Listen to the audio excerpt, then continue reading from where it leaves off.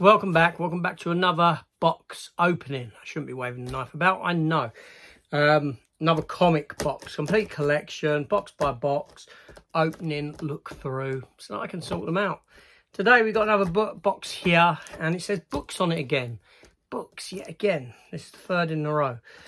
Is this all graphic novels as well? We'll open it up, we'll take a look. So let's get into this box now. From the last episode, all that stuff went onto shelves.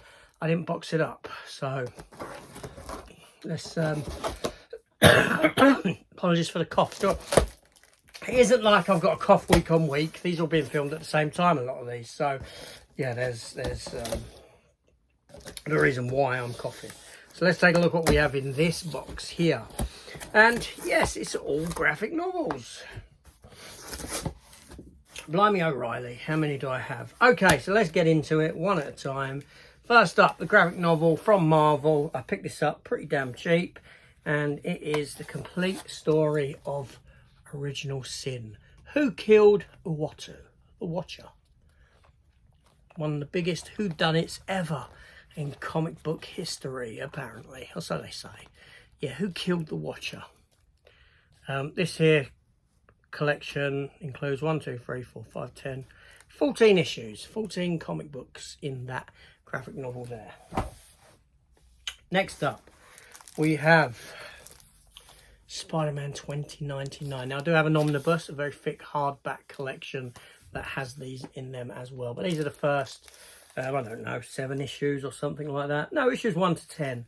This has got issues 1 to 10 in it. In those early days of Spider-Man 2099. I enjoyed those comics, I really did. Another omnibus edition here, and this is Planet Hulk. Yeah, Planet Hulk. Now, funny thing happened. I used to read Hulk, so I read the lead up to Planet Hulk, the Illuminati one, where they shifted Hulk off of the world. And I stopped reading at this point. I stopped reading Planet Hulk. Planet Hulk lasted about a year, as far as I remember. And then you had World War Hulk after that. So I stopped reading Hulk for a year because I find it quite difficult to read science fiction stuff, comics in space and that sort of a thing. I struggled with Original Sin as well because of that, for that sort of reason. So yeah, I skipped a year of the Hulk for that. But then I did pick up a graphic novel later on down the line. And caught up with the story in that manner there. Now, this was a great story. I really like this. Civil War. Now, I do have the individual issues of this, as I do Original Sin as well, in boxes somewhere. Again, we'll get to them at some point. But yeah, so Civil War. This was great. And obviously, Marvel utilised it as a film. But not. It's nothing like this. It's nothing like the comic book. Then we have a Walking Dead hardback. Here's Negan. Yeah. Good stuff. Good stuff. And I have a graphic novel of Powers, the definitive hardcover collection. It is volume 1 from Brian Michael Bendis. I do like Brian Michael Bendis as a writer. Obviously, he wrote The Punisher for a very, very long time. He brought The Punisher back. He brought it back, baby. Next up, what do we have here? Again from Brian Michael Bendis. A little bit creased up at the bottom. Torso. True crime graphic novel. Published under Jinx World.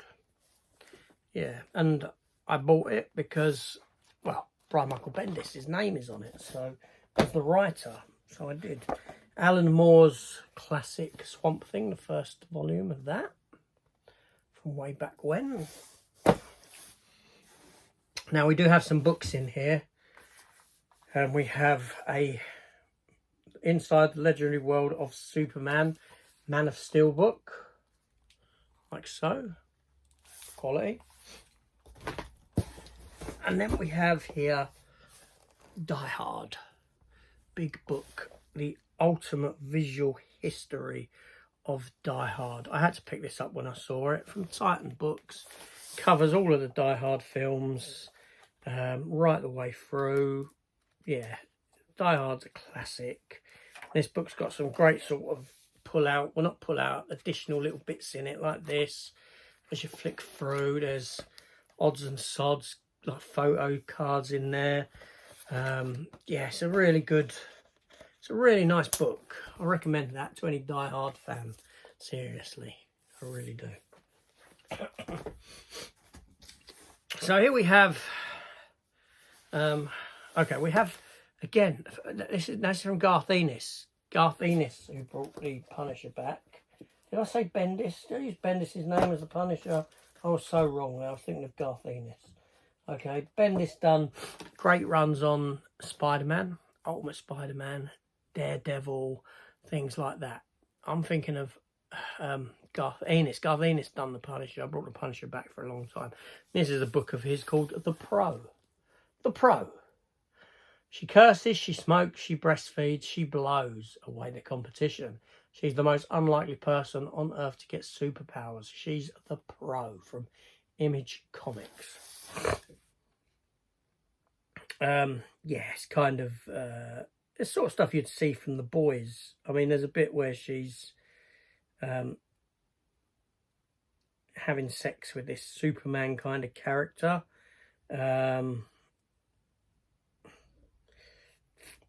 You know, as you can see there. Right, and she makes him finish, shall we say, and he shoots his load.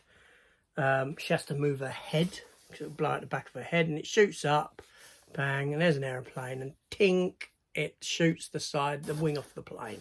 Stupidness like that, and the Superman character flies off to rescue the plane, grabs it, everyone's looking out the window at him rescuing it, and his pants are still down. So it's very much like a comedic sort of take that he does. Then we have a graphic novel called Aliens Tribes, but this is a written graphic novel, so it's got images like so, but it's a story like that from Dark Horse Comics. And then we have from Ed Brubaker now. Ed Brubaker being a great writer as well. He'd done a great turn on Daredevil after Brian Michael Bendis. Very much the same feel as Bendis, like a great continuation. He wrote a great run on Captain America that I adore, and he's the geezer who introduced us to and brought back Bucky Barnes as the Winter Soldier. Really, I'm sorry, I'm coughing, I've got such a bad chest. And it's a comic book called Fatale. Yeah, sort of noirish storytelling. Then we have 100-page super spectacular. These are just comics square bound of Catwoman. Then we have their Birds of Prey, Batwoman, Supergirl, Wonder Woman, and Batman. These all going backwards, by the way. As in like issue 1 to 4, 4 to 1, like that. I'm going to put them in a box. They're going to be boxed, them things, to go away. And then we have more of the same, essentially, with Swamp Thing, 4 issues of that. Giant Size Flash. What's that? Wonder Woman 750. They're all going in for this box here. But back to some graphic novels. We have Catwoman there. From an era where I did read Catwoman. Stargirl with the photo of the actress who played it on TV. Yep. Stargirl was created by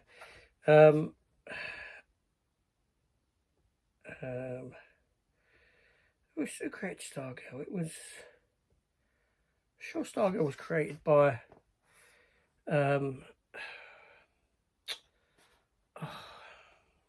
what's his face, who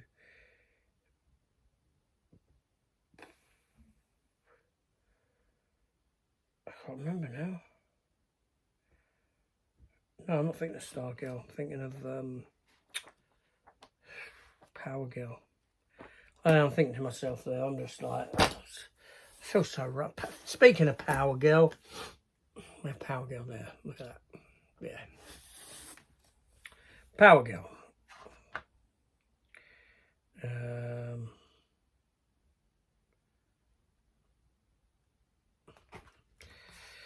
Yeah. Jerry Conway. Jerry Conway, who partly in part created The Punisher, created Power Girl as well. I did do an interview on the channel with Jerry Conway, actually. Well, it was on another channel called Video Tasties. I was over there and I interviewed Jerry Conway.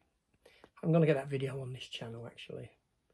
Yeah, I want to get that on here. Then we have some Catwoman, some more Catwoman there.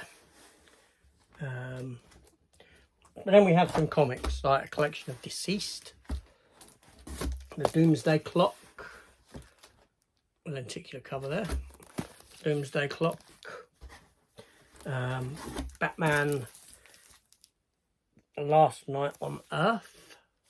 They're all going into a comic box. Dark Knight 3.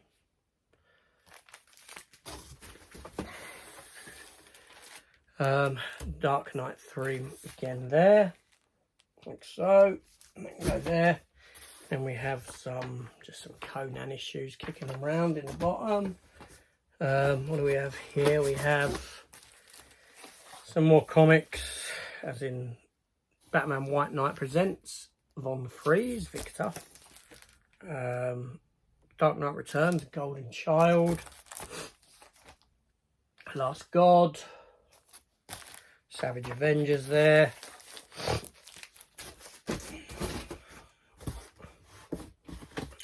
More graphic novels. Here we have, still sealed actually, a graphic novel of Herman Melville's Moby Dick. Moby Dick, yes, big hardback from Dark Horse. Ironically, I actually have the novel itself on the floor there. Moby Dick. Okay, these are good. These are good. There's some good memories here. So we have The Punisher, Kingdom Gone. Is that Kingdom? Yeah, Kingdom Gone. Then we have The Punisher, A Return to Big Nothing. Punisher, Intruder. Punisher, Blood on the Moors.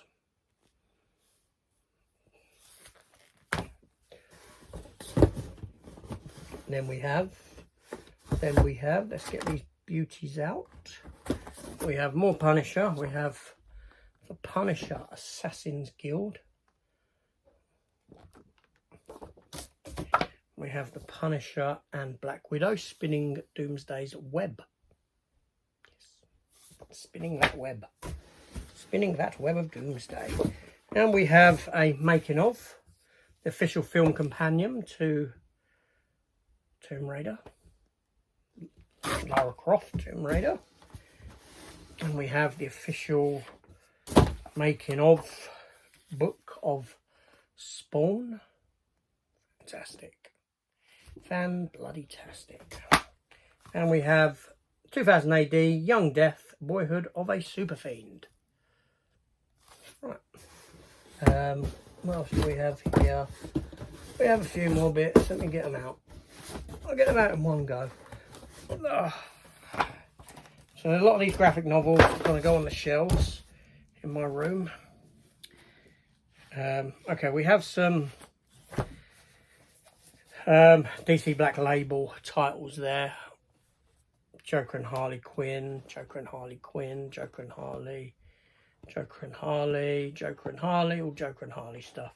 And Rogues, issue 1. Did I only ever get issue 1 of that? I think I only ever got issue 1 of Rogues. I did. But yeah, so we have them as well. But jumping back to some of that older stuff. Well, there's only one more older bit. from John Byrne. We have the sensational She-Hulk.